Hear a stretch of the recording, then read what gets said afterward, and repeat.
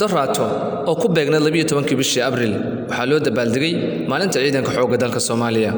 Maanta muuqaalkeena waxaan kaga hadli doonaa xog kooban oo ku saabsan ciidanka xoogga dalka Soomaaliya. 62 sano ka hor 1960kii 12 bishii Abriil waxaa la aasaasay ciidanka xoogga dalka Soomaaliya. waxaana markaas dalka ka talinayay Allah u naxariistay Cabdullaahi Ciise Maxamuud oo ahaa ra'iisul wasaarihii ugu horreeyay ee yeelata Soomaaliya dawladdii wisaayada. ciidanka xoogga dalka Soomaaliya wuxuu ka kooban yahay 3 ciidan oo kala ah ciidanka cirka, ciidanka dhulka iyo ciidanka badda.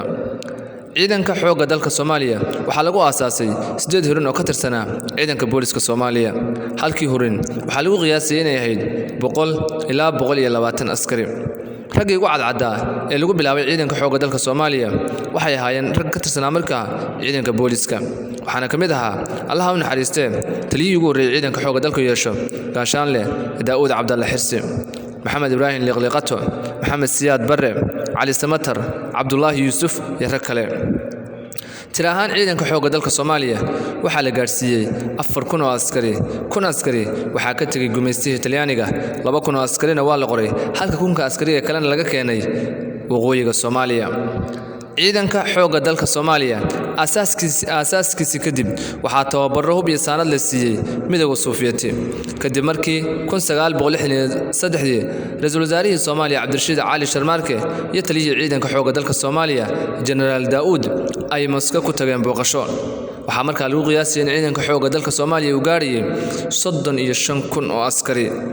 midowga Sofiyeeti ama Ruushku wuxuu kaga duwan yahay badanaa dawladaha kale ee reer galbeedka in cidda uu dhawaan gacan qabanaya uu si lixaad leh u gacan qabto, isagoo markaa waxa ay u baahan yihiin si taam ah u siiya.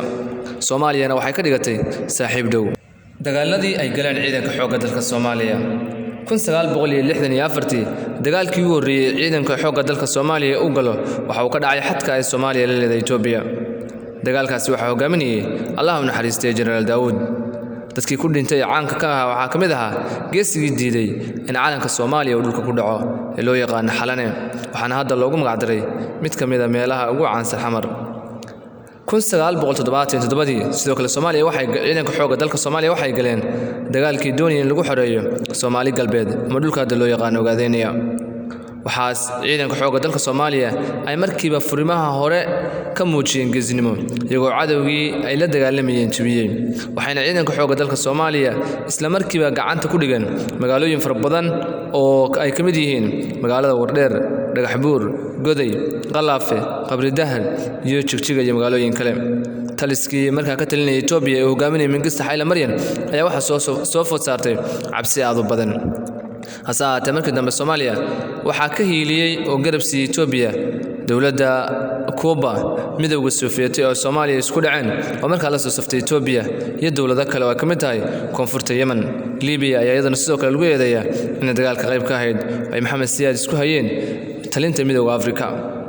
taliyayaashii ay yeesheen ciidanka xoogga dalka Soomaaliya waxaa ugu caansanaa Allah u naxariistay taliyihii ugu horreeyay ee ciidanka xoogga dalka Soomaaliya yeesho Generaal Daawud. waxa uu noqonayaa taliyihii ugu daada yaraa ee soo mara ciidanka xoogga dalka Soomaaliya taariikhdii hore. sidoo kale taliyayaashii ciidanka xoogga dalka Soomaaliya waxaa kamid ah Allah u naxariistay Maxamed Siyaad Barre oo isagu markii dambana ahaa intuu madaxweynaha ahaa 1969 ilaa 91. hadba madaxweynaha talada dalka haya ayaa waxa uu noqonayaa taliyaha ciidanka xoogga dalka Soomaaliya.